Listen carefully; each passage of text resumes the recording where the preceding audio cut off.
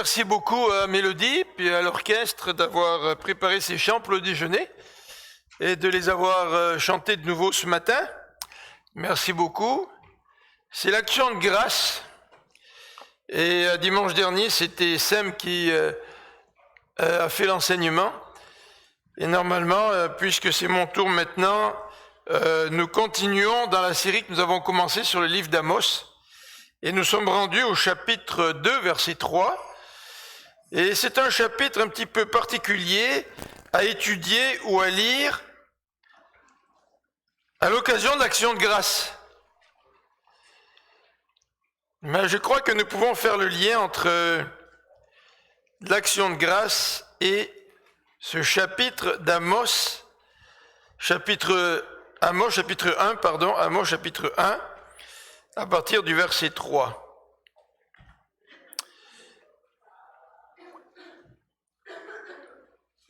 Alors avant de lire ces oracles, qui ne sont pas des oracles très encourageants, je voudrais vous rappeler qu'il y a 2 semaines, nous avons médité quelques instants sur le verset 2 qui nous dit que de Sion l'Éternel rugit et de Jérusalem il donne de la voix. Et cette comparaison de l'Éternel à un lion a été choisie par Amos pour que le peuple d'Israël du Nord puisse véritablement écouter la voix de l'Éternel. Qui d'entre nous ne prêterait pas attention si nous étions face à face avec un lion dans la rue? Et Amos ne veut pas que le peuple d'Israël du Nord entende seulement ce que Dieu dit puis l'oublie. Alors Amos utilise cette image pour attirer l'attention des gens du royaume du Nord pour qu'ils puissent prêter attention à ce que Dieu va dire. Alors, je vous invite à lire avec moi ces quelques versets et probablement que vous allez évidemment avoir une certaine impression à la lecture de ces quelques versets. Donc, verset 3 du chapitre 1er. L'Éternel dit ceci: Damas a perpétré de nombreux crimes, il a dépassé les limites. Voilà pourquoi je ne reviendrai pas sur l'arrêt que j'ai pris. Car ils ont écrasé sous des herses de fer les gens de Galad. Je mettrai donc le feu au palais d'Azaël, et il consumera les palais du roi Ben-Hadad. Oui, je ferai sauter les verrous de Damas, je ferai disparaître celui qui siège sur le trône dans la vallée d'Aven, et celui qui est au pouvoir à Beth-Éden, et les Syriens partiront en exil à Kir. L'Éternel le déclare. C'est pas un message très encourageant. Deuxième oracle. L'Éternel dit ceci au verset 6. Gaza a perpétré de nombreux crimes. Il a dépassé les limites. Voilà pourquoi je ne reviendrai pas sur l'arrêt que j'ai pris. Car ils ont déporté des gens en masse pour les livrer à Édom comme esclaves. Je mettrai donc le feu au rempart de Gaza. Il consumera les palais qui s'y trouvent. Je ferai disparaître celui qui dans Ashdod est assis sur le trône et celui qui est au pouvoir à Ashkelon. Et je me tournerai vers Écron et ainsi périront les derniers Philistins. Voici ce que déclare le Seigneur l'Éternel. C'est quand même solennel, hein? C'est ce que déclare l'Éternel. Mais ce n'est pas un message très encourageant. À partir du verset 9, troisième nation. L'Éternel dit ceci: Tyr a commis de nombreux crimes, il a dépassé les limites. Voilà pourquoi je ne reviendrai pas sur l'arrêt que j'ai pris, car ils ont livré à Édom des déportés en masse. Ils n'ont fait aucun cas de l'alliance qui les liait au peuple frère. Je mettrai donc le feu aux murailles de Tyr, et il consumera les palais qui s'y trouvent. Ce n'est pas non plus un oracle très intéressant. Si vous avez vu à la télévision les feux en Californie, n'est-ce pas David? Ça, c'est ravageur. Hein? Quatrième nation, au verset 11. L'Éternel dit ceci: Édom a perpétré de nombreux crimes. Il a dépassé les limites. Voilà pourquoi je ne reviendrai pas sur l'arrêt que j'ai pris, car il a poursuivi le peuple frère avec l'épée. En étouffant toute pitié, il n'a pas cessé de le meurtrir avec colère et de nourrir sans fin sa rage invétérée. Je mettrai donc le feu au milieu de Théman et il consumera les palais de Botsra. Cinquième nation, verset 13.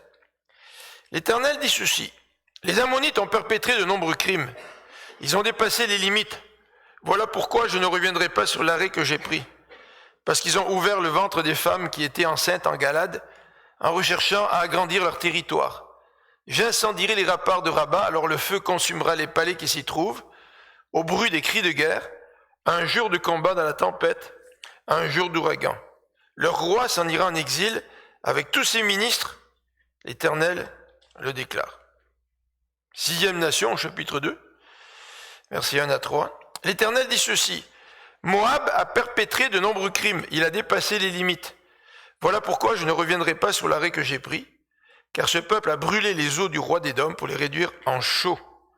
Je mettrai le feu à Moab, et il consumera les palais de Kérioth, et Moab périra en plein tumulte au bruit des cris de guerre, au son du corps. Je ferai disparaître son chef, et avec lui, je vais exterminer tous ses ministres. L'Éternel le déclare. Ce sont des beaux textes à lire pour l'Action de grâce. On aurait peut-être pu choisir de meilleurs textes. Mais je pense que nous pouvons faire un lien entre ces textes et l'Action de grâce, lien que nous allons souligner en guise de conclusion. Mais tout d'abord, j'aimerais vous poser une question. Comment réagissez-vous à la lecture de ces oracles? Probablement que vous trouvez ça déprimant. Probablement que ce qui vous reste en pensée, c'est ces descriptions de destruction, du feu, de l'exil. Et vous n'avez probablement pas, après une lecture rapide, un sentiment très positif de la lecture de ces passages. Et à cause de cela, bien, nous avons tendance, lorsque nous lisons de tels textes, de passer très rapidement sur eux, afin de lire des textes beaucoup plus intéressants. Par exemple, quand les prophètes annoncent le salut, par exemple le prophète Ésaïe. Mais regardez ce que ces oracles, un oracle c'est une annonce d'un jugement, mais nous n'aimons pas vraiment lire ou méditer ce genre de texte. Et pourtant, ces textes ont beaucoup à nous enseigner. Alors tout d'abord, je vais vous montrer une petite carte pour que nous puissions nous situer un petit peu. Et j'espère que c'est assez grand à l'écran. Vous avez une carte des différents pays qui sont mentionnés dans le texte que nous avons lu. Alors vous avez donc Jérusalem et Juda ici. Vous avez en haut Israël du Nord, puisque le pays du peuple de Dieu a été divisé en deux. Et vous avez donc ces nations. La première, c'est la Syrie ici, dont la capitale, la ville principale, c'est Damas. On les appelle aussi les Araméens. Et ensuite, le deuxième oracle, c'est l'oracle des Philistins ici, concernant les villes des Philistins. Ici, vous avez 4 ou 5 villes de Philistins, Gaza, Ascalon, Ashdod, Gath. Et le deuxième oracle s'adresse aux Philistins. Troisième oracle, on fait le tour. Vous voyez, on fait le tour d'Israël du Nord et de Juda. On commence par les Syriens, on vient ici les Philistins, et ensuite on part à Tyr, ici. Tyr et Sidon, ce sont deux villes marchandes qui se trouvent dans la région de la Phénicie, c'est-à-dire le Liban plus ou moins actuel. Et le troisième oracle concerne en particulier la ville de Tyr. Là encore, des paroles de jugement. Et on se rapproche maintenant, parce que ces trois premières nations sont des nations étrangères, avec lesquelles Israël et Juda avaient certains liens, mais pas des liens aussi proches que les trois prochaines. Et les trois prochaines nations, ce sont celles de Édom, Ammon et Moab. Alors Édom, on va le voir dans quelques instants, avait un lien particulier avec Israël, ainsi que Ammon et ainsi que Moab. Donc ces trois dernières nations ont un lien de parenté particulier avec Israël du Sud et Israël du Nord. Alors voilà un petit peu la présentation des trois pays à qui ces oracles sont adressés. Et pour débuter notre étude de ces oracles, j'aimerais insister sur ce qu'on appelle la forme littéraire. la forme littéraire. C'est un petit peu compliqué si on n'a pas l'habitude de cela, mais la forme littéraire, c'est la manière dont un texte est construit. Normalement, quand vous allez à l'école, on vous demande de faire une composition. La forme littéraire que vous devez suivre est la suivante. Une introduction, vous présentez votre sujet, votre thème. Ensuite, vous avez une antithèse, hein, c'est votre développement. Puis ensuite, vous avez une conclusion. En fait, on peut avoir plusieurs variations dans cette formule-là, mais c'est ce qu'on appelle une forme littéraire. Et ces oracles ont une forme littéraire. Et je voudrais prendre le premier oracle comme exemple, c'est-à-dire à partir du verset 3, l'oracle contre Damas, ou le jugement contre Damas. Et on va regarder que dans chacun des jugements, c'est la même forme littéraire qui revient, la même. Alors regardons dans Amos chapitre 1 verset 3 à 5, et nous allons remarquer les trois éléments communs qui reviennent dans les 6 oracles que nous venons de lire, et nous allons voir 3 variations. Et ce qui est intéressant, c'est de regarder les variations en rapport avec ces oracles. Alors les éléments communs de cette forme littéraire, les voici au verset 3. Regardez le verset 3. L'Éternel dit ceci. Dans la plupart de vos Bibles, vous avez l'expression « Ainsi parle l'Éternel ».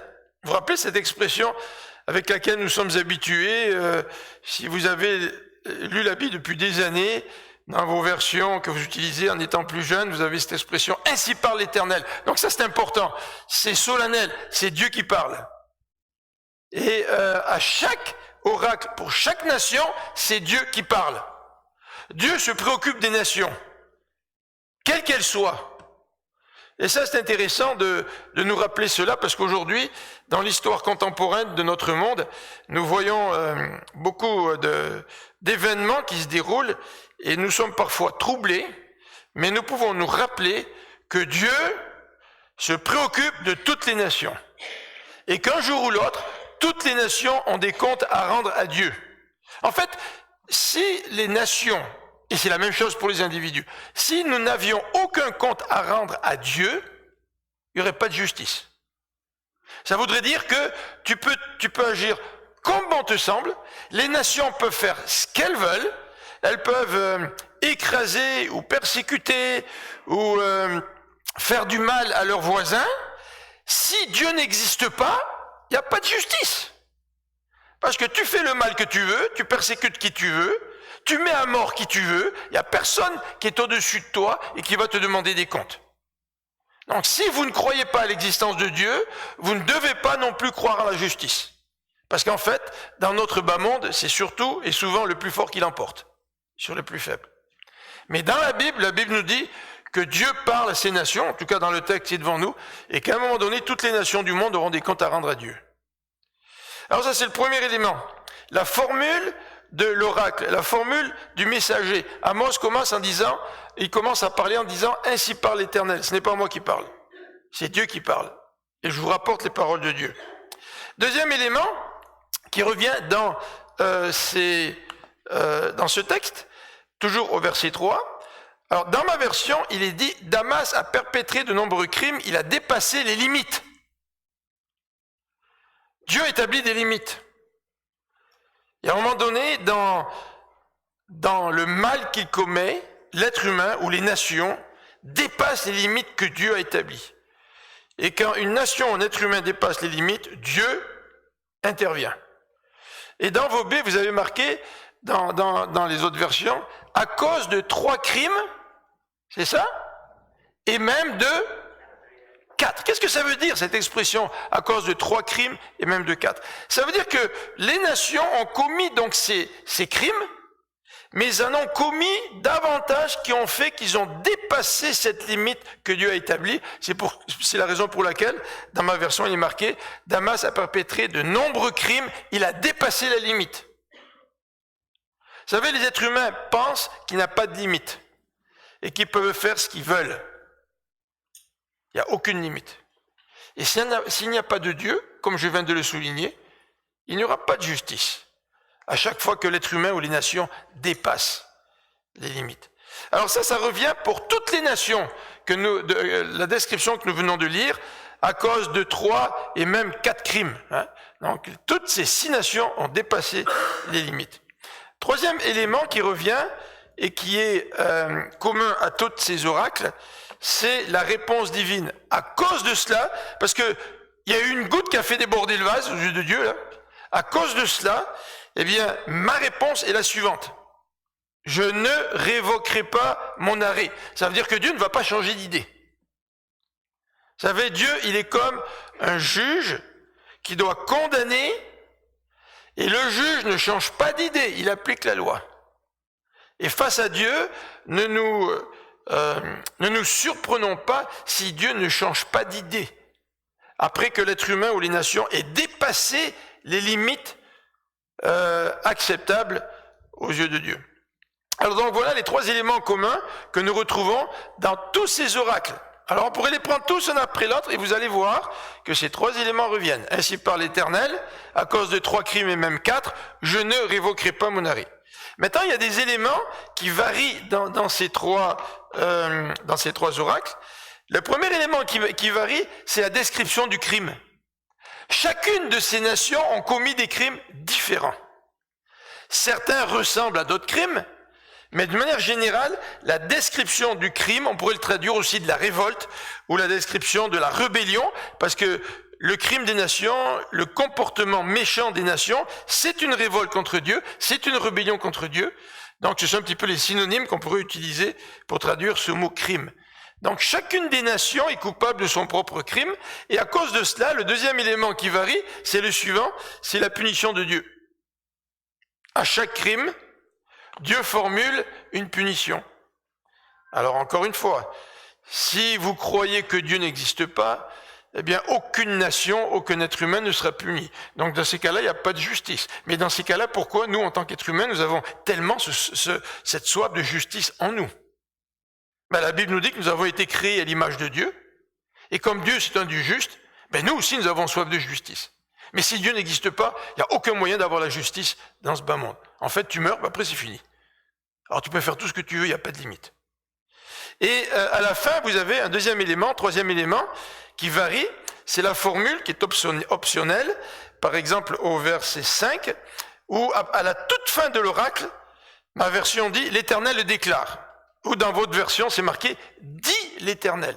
Donc vous avez une insistance, ainsi par l'Éternel au début, et à la fin, quand l'oracle est terminé, c'est encore une fois une expression similaire, l'Éternel le déclare. C'est fort là. Il y a un accent qui est mis sur ces jugements face à ces nations. Alors, dans ces oracles, il y a une approche pédagogique qu'a choisie Amos. D'abord, son approche pédagogique consiste à introduire ces jugements par une image. L'Éternel rugit comme un lion. L'Éternel, c'est pas un lion. Mais l'image, c'est que comme un lion rugit, puis ça me fait peur quand un lion rugit, donc je prête attention à ce que fait le lion parce que je veux sauver ma peau, Amos est en train d'utiliser cette image pour dire à ses interlocuteurs, prêtez attention. Et qui sont les interlocuteurs d'Amos? Ce n'est pas ces 6 nations-là. À qui Amos a été envoyé prêcher? À Israël du Nord. Donc Dieu veut que Israël du Nord prête attention. Et Amos est très malin dans son approche et très pédagogique, parce qu'il va citer 6 nations voisines, plus Juda, mais Juda on en parlera dimanche prochain. Il va citer 6 nations voisines qui souvent ont été des ennemis d'Israël du Nord. Alors, Amos commence en disant, écoutez, l'Éternel parle comme un lion, il rugit là. Ah, tiens, l'Éternel rugit, l'Éternel est comparé à un lion. Qu'est-ce qu'il veut dire Amos? Voilà ce qui concerne Damas, la Syrie. Voilà ce qui concerne les Philistins. Voilà ce qui concerne Tyr et Sidon. Voilà ce qui concerne Édom, Moab, les Ammonites. Oh, tout ça, c'est les ennemis d'Israël. Israël écoute. Ça concerne nos ennemis. Puis Israël est bien content que Dieu parle contre ses ennemis. Donc, Amos est en train de susciter l'intérêt des 6 nations voisines et aussi par la suite de Juda. Donc vous avez une progression, comme on l'a dit tout à l'heure, parce que Amos commence avec les nations qui ont le moins de liens avec Israël du Nord, la Syrie, les Philistins, et puis Tyr et Sidon, là, Tyr, les Phéniciens. Et il continue par ces nations qui sont parentées à Israël, Édom, Moab et Ammon, et puis, mais ce sont des nations parentées avec Israël, mais qui n'aiment pas vraiment Israël, tu sais. Donc, Amos est en train de susciter l'attention chez ses auditeurs. Mais il suscite l'attention d'une autre façon. Parce que quand vous lisez l'Ancien Testament, quels sont les chiffres auxquels nous sommes habitués dans l'Ancien Testament? 7. Qu'est-ce qu'il y a comme autre chiffre auquel nous sommes habitués quand nous lisons l'Ancien Testament? 6, ouais, mais 6 plutôt le chiffre de l'homme, ça. Vous avez 12, mais vous sautez tout de suite au chiffre le plus important. Vous pourriez me dire aussi 144 000 si vous voulez. Mais le premier chiffre, c'est quoi? C'est le 1. Dieu est un. Hein? Même s'il existe sous forme de Trinité, il est un. Un autre chiffre, c'est 3. Il y a 3 personnes dans la Trinité. Parfois, il y a le chiffre 4 qui est utilisé, même le chiffre 5. Le chiffre 7, comme vous avez dit. Mais jamais le chiffre 8. Dans le symbolisme de l'Ancien Testament, le chiffre 8 n'est pas utilisé. Alors, Amos, il fait exprès de construire son message en utilisant le chiffre 8. Parce que dans l'esprit des Israélites du Nord, les Israélites se disent, ah ouais, ils parlent contre cette première nation, la deuxième, la troisième, la quatrième, la cinquième, sixième, et la septième, ils parlent contre Juda. Donc, parler contre Juda, c'est certainement la fin de son discours. Mais oh, surprise, Amos a prévu une 8e nation. Et cette 8e nation, au lieu d'y consacrer 2 versets ou 3 versets, comme les nations précédentes, Amos y consacre combien? 10 versets pour la 8e nation. Qui est la 8e nation? Israël du Nord. Vous voyez comme Amos est très pédagogique dans sa tentative de vouloir susciter l'intérêt et l'écoute d'Israël du Nord. Si Amos était arrivé en disant, écoutez Israël du Nord, là, ainsi parle l'Éternel, voilà votre crime, voilà la punition de l'Éternel, probablement ils n'auraient pas écouté. Mais là, il a suscité leur intérêt en parlant de chacune de ces nations contre qui Israël du Nord avait eu des problèmes ou des difficultés. Il a donc suscité leur intérêt. Je vous rappelle que Amos n'est pas envoyé pour parler à ces nations-là. Il est envoyé pour parler à qui? À Israël du Nord. Alors, je vous invite à regarder maintenant chacune de ces oracles rapidement. Et on commence donc par les 3 nations d'Amas, les Philistins et Tyr en Phénicie, qui sont les plus éloignés en termes de lien avec Israël du Nord. Et ensuite, on va regarder Édom, Moab, Édom, Ammon, et puis Moab.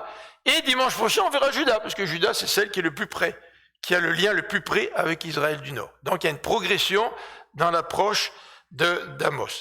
Alors, regardons donc, à partir du verset 3, ce que Dieu dit en rapport avec ces 6 nations, en particulier la nation des Syriens, ou on pourrait les appeler les Araméens.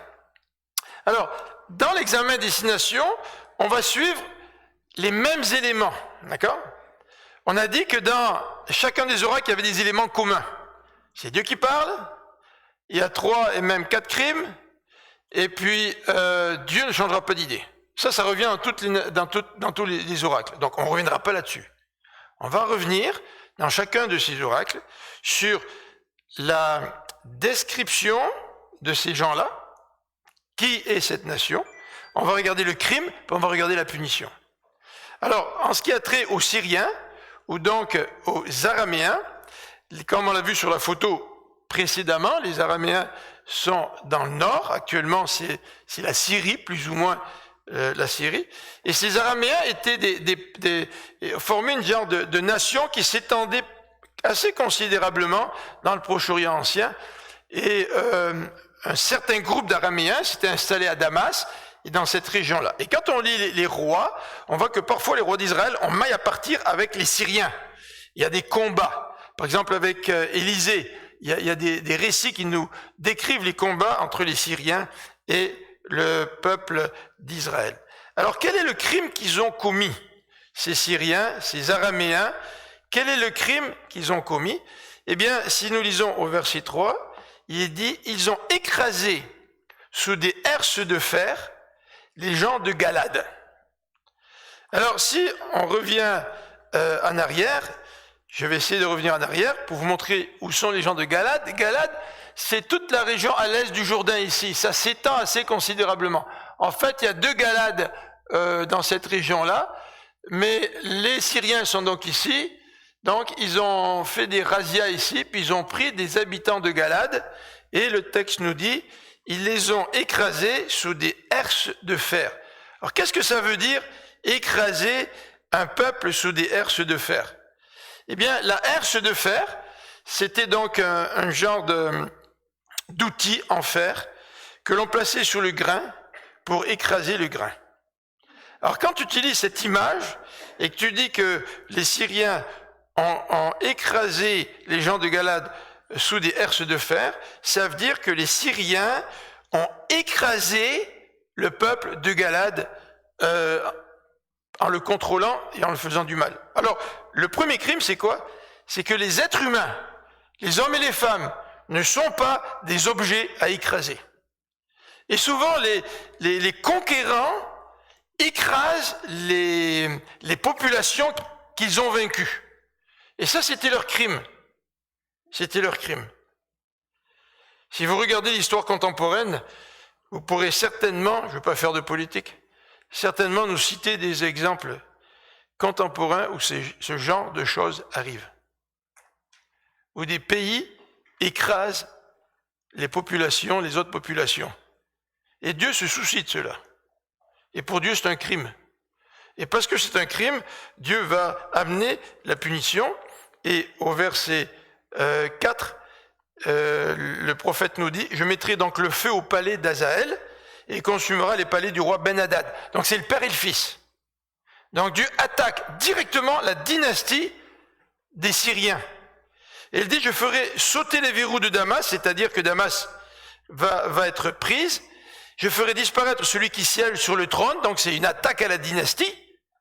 Et les Syriens partiront en exil à Kyr.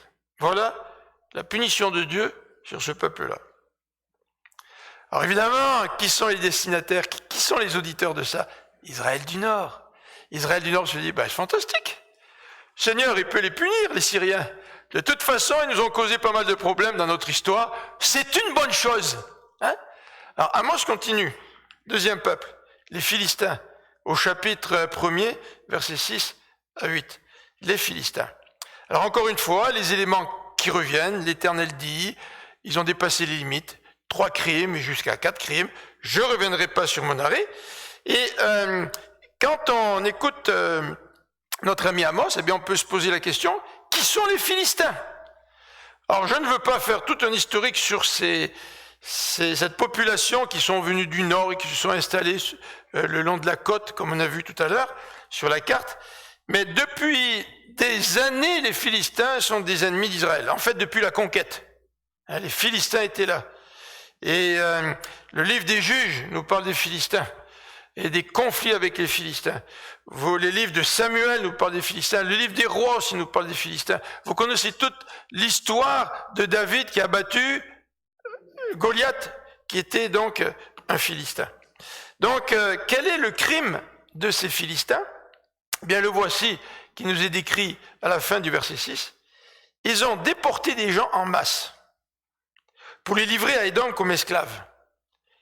Qu'est-ce qu'ont fait les Philistins? Ils ont déporté probablement des gens d'Israël et de Juda pour les livrer comme esclaves à Édom. En fait,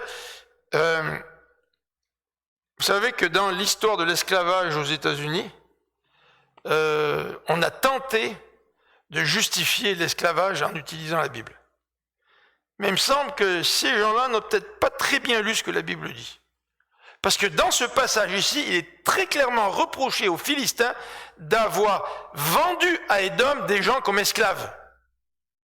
Et le jugement de Dieu se prononce contre ces gens, contre ce peuple qui a voulu profiter de l'esclavage pour du profit. Parce que quand tu vends des gens, c'est pour ton profit. Quand tu fais travailler des gens pour toi sans les payer et qui sont réduits à l'esclavage, c'est pour ton profit. Et Dieu voit ce que les peuples font, et Amos nous dit, Dieu demande des comptes pour ce que font les nations. Donc, ce n'est pas étonnant que la punition soit décrite à partir du verset 7 et 8, et nous est dit, je mettrai donc le feu au rempart de Gaza, c'est une des 5 villes des Philistins, on en cite plusieurs là-dedans d'ailleurs, je ferai disparaître celui qui est dans Ashdod. Donc les Philistins avaient 5 grosses villes avec un roi sur le trône de chacun de ces villes-là, mais généralement ils partaient tous ensemble à la guerre, ils étaient quand même uniques comme nation, même s'ils avaient des villes-États. Regardez, même au verset 6, il mentionne Écron, je me tournerai contre Écron, encore une ville des Philistins, et ainsi périront les derniers des Philistins. Alors j'ai regardé un petit peu, il y a encore eu des Philistins par la suite, après donc ces épisodes. Mais les Philistins n'ont jamais été par la suite aussi importants qu'ils n'ont été dans le passé. Et en fait, durant la période intertestamentaire, il y avait encore des Philistins qui étaient là, mais ce n'étaient plus les Philistins comme ils sont décrits dans l'Ancien Testament. Donc vous voyez, il y a cette idée de l'intervention de Dieu qui va agir contre les Philistins et qui va faire en sorte que jusqu'au dernier, ils vont périr à cause des crimes pour lesquels ils se sont rendus coupables. Troisième nation, avant d'arriver aux nations amies, en quelque sorte, ou apparentées, ce sont les Phéniciens avec Tyr et Sidon, la ville d'en haut, mais en tous les cas ici, il s'agit de Tyr, plus précisément à partir du verset 9. Alors toujours la même affaire. Qui parle? C'est l'Éternel. Ça revient, élément commun. Tyr a commis 3 crimes et même jusqu'à 4. Ils ont dépassé la limite, eux aussi. Et Dieu ne reviendra pas sur son arrêt. Donc dans la composition littéraire, on voit que les 3 éléments reviennent constamment pour chacune des villes. Et on arrive au crime et à la punition, mais avant, juste quelques mots sur les Phéniciens, sur les habitants de Tyr et aussi de Sidon, sur les habitants de ces 2 villes. C'était des marins. Tyr et Sidon étaient sur la côte. Et Tyr et Sidon construisaient des bateaux et partaient jusqu'en Espagne, donc ils traversaient toute la Méditerranée, que ça soit dans le nord de la Méditerranée, c'est-à-dire du côté de l'Europe, ou que ça soit du côté de l'Afrique du Nord. Ils allaient chercher toutes sortes de produits, ramener toutes sortes de produits dans leur ville, donc Tyr et Sidon, et faisaient du commerce après pour vendre tous ces fameux produits qu'ils avaient ramassés au travers de leur voyage sur la mer. Donc c'était des marins. Et David et Salomon avaient passé des contrats avec les gens de Tyr et Sidon, notamment pour construire le palais de David. Et ils avaient fourni des matériaux pour construire le palais de David et fourni aussi une expertise dans la main-d'œuvre. Et c'était le cas aussi pour la construction du temple de Salomon. Donc il y avait eu une alliance avec, vraiment une alliance là, avec David et Salomon, avec le royaume d'Israël, d'une part, et la ville de Tyr, d'autre part. Alors quel est le crime qui a été commis? Eh bien, au verset 9, nous avons une description du crime. Attendez, est-ce que c'est le verset 9? Non, c'est le verset... oui, voilà, au verset 9b, la deuxième partie du verset. Alors, non seulement Tyr a aussi pratiqué de l'esclavage et a livré à Édom des déportés en masse, c'est ce qu'a fait donc Tyr. C'est la même faute qui a été commise par les Philistins. Ils ont pris des gens pour des profits, ils les ont vendus comme esclaves à Édom. Mais il y a quelque chose de plus pour Tyr. C'est que Tyr, nous dit le texte, n'a fait aucun cas de l'alliance qui les liait au peuple frère. C'est-à-dire que Tyr a violé la parole qu'ils avaient donnée avec, à David ou à Salomon, avec le peuple d'Israël. C'est-à-dire qu'ils avaient fait une alliance avec le peuple d'Israël. Et cette alliance a marqué leur rapport pendant des années. Et à un moment donné, Tyr a brisé l'alliance, il a brisé la parole qu'il avait donnée au peuple d'Israël. Et pour Dieu, quand tu brises une alliance, c'est du sérieux. Et c'est la raison pour laquelle la punition, donc le jugement tombe. Je mettrai le feu aux murailles de Tyr. Oui, à chaque fois le feu revient, symbole de la destruction. Et il consumera les palais qui s'y trouvent. Donc 3 nations. On commence par celles qui ont des liens les plus éloignés d'Israël, les Syriens, ensuite les Philistins. Là, avec Tyr a quand même un lien à travers cette alliance qu'il avait contractée avec le peuple et qui vient de briser. Et là, on arrive dans la deuxième partie de ces oracles, on arrive à la présentation de 3 nations qui sont apparentées avec Israël. Alors, je vous invite à regarder donc ces 3 nations, et pour ce faire, on va de nouveau regarder la carte.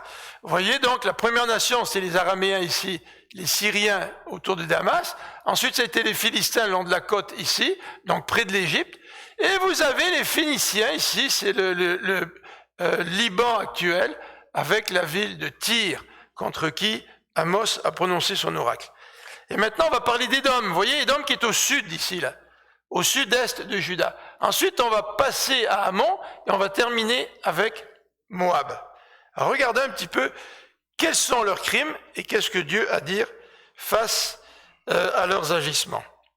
Donc, premièrement, les Édomites, Amos, chapitre 1, versets 11 et 12, contre les Édomites. Alors après avoir souligné toujours ces 3 éléments communs, l'Éternel parle, il y a eu 3 crimes et même 4, puis Dieu ne reviendra pas sur sa décision. Il nous parle donc du crime et de la punition d'Édom, mais auparavant, juste une petite information importante. Édom, ils étaient liés au peuple d'Israël. Et quel était leur lien? C'est que Édom était les descendants d'Ésaü, le frère de Jacob. Vous vous rappelez l'histoire de Jacob? Et quand Jacob a volé le droit d'aînesse, il a volé la bénédiction au fils aîné, qui était Ésaü. Vous vous rappelez de cet épisode quand Jacob rentre de l'exil, et puis il apprend que son frère vient à sa rencontre avec 400 hommes armés. Jacob a peur, il passe toute la nuit en prière devant Dieu. Vous vous rappelez cet épisode? Puis il nous est dit que Jacob a lutté contre Dieu ce jour-là, puis il a été frappé à la hanche. Vous vous rappelez? Alors donc, Ésaü a un lien particulier avec Israël. Et voilà donc son crime. Regardez son crime au verset 11. Verset 11. Il a poursuivi le peuple frère avec l'épée. Donc son crime, ça a été de vouloir tuer les membres de son peuple frère, c'est-à-dire du peuple d'Israël. En étouffant, nous dit le texte, toute piété, il n'a pas cessé de le meurtrir avec colère et de nourrir sans fin sa rage invétérée. Quel était le crime du peuple? C'est que le peuple des Édomites était animé d'une colère meurtrière contre Israël. Et cette colère meurtrière contre Israël a fait qu'il n'a manifesté aucune pitié envers le peuple frère. Pas de pardon. C'est vrai que Ésaü s'est fait avoir par Jacob. Mais c'est fou comme parfois le manque de pitié, la colère peut se perpétrer de génération en génération. Est-ce que vous avez lu Astérix Obélix? Non, mais tous les bons chrétiens lisent Astérix et Obélix, évidemment après la Bible. Hein? Donc vous avez sur votre chevet, la table de chevet, Astérix et la Bible par-dessus, non? Je ne sais pas si vous êtes comme moi, mais moi je lisais beaucoup Astérix, Obélix. Vous avez entendu parler de la Corse? Astérix en Corse, puis les vendettas. Les familles en Corse se chicanent les unes avec les autres, puis ça dure des générations. Puis on arrive à un moment donné où on ne sait plus pourquoi on chicane, mais on sait qu'on chicane et que l'autre c'est les ennemis. Mais on ne sait pas pourquoi, par exemple. Et là, il y a comme une animosité, il y a comme une colère. Est-ce qu'on pourrait dire une colère aussi meurtrière, parfois? Qui se perpétue au travers des siècles entre des familles. Et ça, c'était le cas d'Édom, qui était animé d'une colère qui se perpétuait sans pitié qui les a poussés à vouloir tuer les habitants d'Israël. Alors évidemment, Dieu intervient. Vous savez, quand on a du mal à pardonner, même en tant qu'individu, nous allons à l'encontre de la volonté de Dieu. La Bible nous dit que si on veut que Dieu nous pardonne, nous devons nous aussi pardonner. Puis pardonner, ça ne veut pas dire « Aïe, tu m'as marché sur les pieds, mais je t'excuse ». Quand on parle de pardon, cela veut dire qu'il y a eu véritablement une offense. Tu sais, quand quelqu'un te fait quelque chose là, qui n'est pas si grave que ça, c'est pas ça du pardon. Ça, on pourrait appeler ça, je ne sais pas moi, bonne manière de vivre, ou je ne sais pas moi, être cordial, ou tu sais. Mais quand ça fait mal, quand on a vraiment eu mal, c'est là que le pardon est important. Et c'est là que c'est le plus difficile. Et Dieu nous dit, à cause de votre péché, eh bien, votre péché m'a offensé au point tel que je devrais vous condamner. Mais Dieu nous dit, au lieu de te condamner, je te fais grâce. Donc ça veut dire que je te pardonne. Et chaque fois que nous ne pardonnons pas quelqu'un qui a fait du mal, qui nous a fait du mal, nous ne comprenons pas à quel point notre péché est offensant pour Dieu. Parce que Dieu nous a pardonné. Donc le peuple d'Édom aurait dû exercer le pardon au lieu de laisser libre cours à cette colère meurtrière sans pitié. Alors là, le jugement est décrit, vous voyez, c'est très rapide le jugement. Je mettrai donc le feu au milieu de Théman et il consumera les palais de Botsra. Encore le feu. Et encore une fois, les auditeurs, qui sont-ils? Israël du Nord. Ah Seigneur, j'aime bien ça ton oracle. Parce qu'enfin, il va y avoir une justice contre ces Édomites qui n'ont pas hésité à tuer plusieurs des nôtres, animés par cette colère meurtrière. Ah, c'est génial. Moi, j'aime bien écouter les oracles de Dieu. Hein. Ça, c'est certainement les habitants du nord d'Israël qui réagissent comme ça. Hey, il n'est pas s'autostool, ses voisins là. Hein. Et chacun doit faire face à la musique maintenant, face à Dieu. Donc ça les réjouit certainement. Deuxième peuple ami, ce sont les Ammonites, ceux qui habitent un peu plus au nord là. Et entre Édom et Ammon, il y a Moab. Hein. Donc c'est les Ammonites. Donc l'oracle commence au verset 13. Alors, quelle description, quel détail pourrions-nous donner sur les Ammonites? Eh bien, c'est que les Ammonites étaient les descendants du deuxième fils de Lot. Vous vous rappelez l'histoire de Lot? Quand il est sorti de Sodome et Gomorrhe, sauvé par Dieu, alors qu'il hésitait, il a fallu même que les anges le sauvent de force pratiquement. Et sa femme s'est retournée, a regardé en arrière, vous connaissez l'histoire. Et Lot s'est retrouvé avec ses deux filles. Et ces deux filles ont dit, on a tout perdu. Il faudrait peut-être qu'on donne une descendance à notre père. Alors elles ont décidé d'aller coucher avec leur père. La deuxième fille, la cadette, suite à cela a eu un fils qu'elle a appelé Ben-Ami. Et dans Deutéronome 23, je vous invite à lire Deutéronome 23, on nous décrit la relation de ce peuple avec Israël. Deutéronome 23, versets 3 à 7. Et on va lire cette référence ensemble. Deutéronome 23, 3 à 7. L'homme né d'une union illicite et ses descendants jusqu'à la 10e génération ne seront pas admis dans l'assemblée de l'Éternel. Et ça, c'est le cas des Ammonites. Verset 4. Les Ammonites et les Moabites ne seront jamais admis dans l'assemblée de l'Éternel. Pas même leurs descendants de la 10e génération.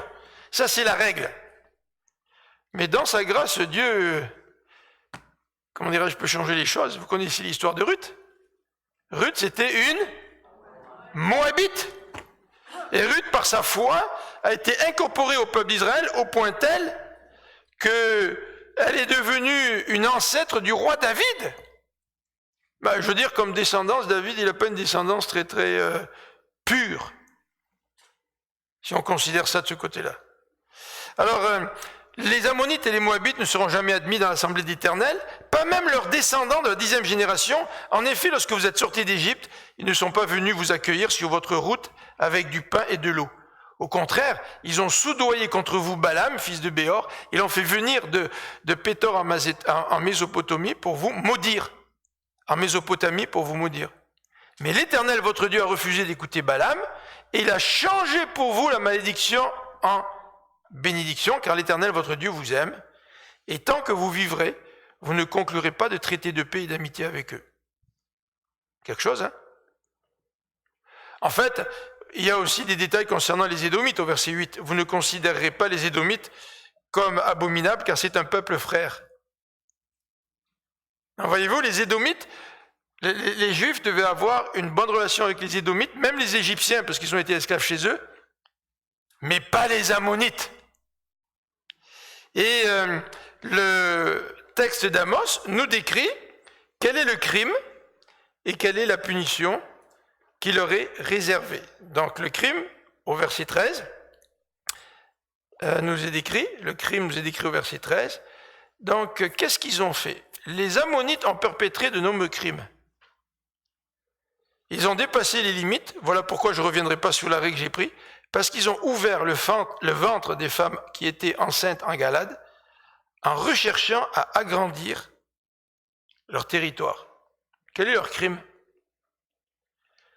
Leur crime, c'est par ambition, ils voulaient agrandir leur territoire, ils ont fait preuve de cruauté gratuite envers les femmes enceintes, envers les plus faibles. D'accord, que tu ailles au combat, que tu te battes contre des soldats, c'est une chose. Que tu obtiennes la victoire contre l'ennemi adverse, c'est une chose. Mais que tu massacres les faibles, tu massacres des femmes enceintes, ça c'est horrible, et Dieu le voit, et Dieu tient les Ammonites comme responsables. Et c'est la raison pour laquelle, au verset 14 et 15, nous avons la description du feu qui va consumer les palais. Et même dans la description, au verset 13, on dit que ce feu va consumer les Ammonites au bruit des cris de guerre, un jour de combat, dans la tempête et un jour d'ouragan. C'est comme si Dieu en rajoute. Il dit, même la nature va se manifester contre les Ammonites lors de cette défaite. Il y aura de la tempête, il y aura un jour d'ouragan. Dernier peuple. Le dernier peuple, c'est les Moabites. Amos au chapitre 2. Et là encore, si nous voulons recueillir quelques informations, les Moabites étaient très près du peuple d'Israël, car les Moabites étaient les descendants du fils de Lot au travers de sa fille aînée. Donc, vous voyez, les Ammonites, c'était les descendants de Lot par sa deuxième fille. Les Moabites étaient les descendants de Lot par sa première fille. Donc, voilà des liens, quand même, entre ces peuples et le peuple d'Israël. Alors, vous pouvez lire quelques références dans Juges au chapitre 11, puis dans Deutéronome au chapitre 2, concernant les Moabites, mais insistons un petit peu plus sur leurs crimes. Au verset 1er, il nous est dit, ce peuple a brûlé les os du roi Édom pour les réduire en chaux. Qu'est-ce que c'est cette affaire de crime-là? Qu'est-ce que ça veut dire? Et à cause de ça, Dieu va mettre le feu à Moab. Qu'est-ce que ça veut dire? Si vous lisez dans 1 Roi au chapitre 3, vous allez voir qu'une coalition s'est formée avec Israël, ainsi que les Édomites, pour aller se battre contre les Moabites. Et dans le texte, il nous est dit que Moab était sur le point d'être vaincu, et le roi de Moab a ramassé, je ne sais pas si c'est une centaine ou 200, 300 soldats avec lui, en disant, venez avec moi, on va viser le roi d'Édom. Alors quand vous lisez le texte de 1 Roi 3, vous dites, mais il ne se bat pas seulement contre Édom, il y a Israël du Nord, il y a Israël du Sud, il y a une coalition. Pourquoi il veut viser en particulier le roi d'Édom? Et le texte nous dit qu'il n'a pas pu y arriver. Avec son corps d'élite, il n'a pas pu arriver à toucher le roi d'Édom. Alors qu'est-ce qu'il a fait? Il a pris son fils, et il l'a sacrifié aux yeux de tous. Et le peuple d'Israël était tellement écœuré de cette barbarie qu'ils ont arrêté la guerre et sont rentrés chez eux. Ça, c'est Moab. Mais vous voyez, Moab, il avait une haine particulière contre le roi d'Édom. Et Moab avait une haine tellement particulière contre le roi d'Édom qu'il était prêt à manifester une vengeance ou à se venger jusqu'à déterrer les os du roi d'Édom pour les réduire en chaux, pour les réduire en cendres. Vous savez, quand des rois étaient enterrés dans le Proche-Orient ancien, on leur préparait la vie après la mort. Alors il y avait toutes sortes de coutumes chez les Égyptiens, puis chez les autres peuples, et on voulait que le roi soit enterré en paix pour qu'il puisse profiter de la vie après la mort. Mais la haine et cet esprit de vengeance des Moabites est tel qu'ils veulent atteindre le roi qui est mort et influencer sa vie dans l'au-delà pour la rendre misérable. Vous vous rendez compte jusqu'où va la vengeance des Moabites? Et au verset 2 et 3, évidemment, on a encore la punition ou le jugement qui est exercé donc par Dieu contre les Moabites. Alors je vous rappelle, qui sont les auditeurs? Israël du Nord. Là, ils commencent à sourire, les gars. Fantastique, là. Dieu est en train de punir tous nos ennemis. Et puis plus tard, il va parler de Juda, 7e nation, c'est bon, les oracles vont se terminer après 7. On est content, Dieu est de notre côté, fantastique. Mais ils ont oublié qu'Amos avait en tête une 8e nation, et que la 8e nation, c'était eux. Alors, quelle conclusion tirer de ce passage aujourd'hui? Eh bien, je voudrais juste faire en conclusion un petit résumé des crimes commis par les peuples voisins et par les peuples frères. Premier crime des Syriens, les hommes ne sont pas des objets à écraser. Vous savez, tous ces crimes-là, nous pouvons les prendre un après l'autre et nous poser des questions en ce qui a trait à nos rapports entre nous, les rapports entre êtres humains et les rapports entre les pays aujourd'hui. C'est très actuel, là, ce texte d'Amos, chapitre 2. Donc les Syriens, les hommes ne sont pas des objets à écraser. Les Philistins, tu n'as pas le droit de vendre des gens comme esclaves pour ton profit. Les Phéniciens, tu n'as pas le droit de vendre des gens comme esclaves et tu n'as pas le droit de violer une alliance. Pour Dieu, quand tu donnes ta parole, tu dois donner ta parole. Tu n'as pas violé cette alliance-là. Et aujourd'hui, malheureusement, nous violons constamment des alliances, comme vous le savez très bien, et en particulier au niveau de la famille. Les peuples frères. Alors, 3 principes, c'est que la colère meurtrière est tout à fait rejetée par le Seigneur. Laissons place au pardon, au lieu d'être mangés de l'intérieur par cette colère. Les Ammonites, par ambition, ne faites pas du mal, ne soyez pas cruels envers les plus faibles. Puis dans notre société, on voit plein d'exemples de ça. On voit plein d'exemples de tout ça. Regardez ceux qui volent les plans de retraite des plus âgés, des plus démunis. Ça, c'est de la cruauté par ambition. Aujourd'hui, on ne va pas ouvrir le ventre des femmes enceintes à coups d'épée, mais il y a bien des faibles qui sont exploités aujourd'hui dans notre société. Regardez les Moabites, par esprit de vengeance. Jusqu'où peut nous pousser la vengeance? Jusqu'où peut nous pousser la vengeance? Alors, 3 remarques. Et c'est là que je vais faire un petit lien avec l'action de grâce. Première remarque, c'est que dans chacun de ces oracles, Dieu dit, après 3 crimes et même 4. C'est-à-dire qu'à un moment donné, il y a une limite à la grâce de Dieu. Vous vous rappelez Pharaon, là? Pharaon, à un moment donné, après plusieurs plaies, il s'est endurci. Et à partir du moment donné où il s'est endurci, Dieu a dit, c'est fini avec Pharaon. Alors je ne sais pas quelle est notre situation aujourd'hui, mais ne prenons pas la grâce de Dieu comme acquise. Parce qu'à un moment donné, même dans sa grâce, Dieu peut quand même intervenir. Et David a connu ça. David, qui à un moment donné a péché contre Dieu, elle a été sanctionnée par Dieu dans sa vie. Or, bien sûr, il est resté un homme que Dieu aimait, il est resté le serviteur de Dieu, mais il a été sanctionné par Dieu. Ne prenons pas à la légère la grâce de Dieu. Et c'est l'action de grâce aujourd'hui. Nous allons peut-être manger des dindes, puis nous allons peut-être regarder notre vie et nous dire « Ah, fantastique comme nous sommes bénis par Dieu ».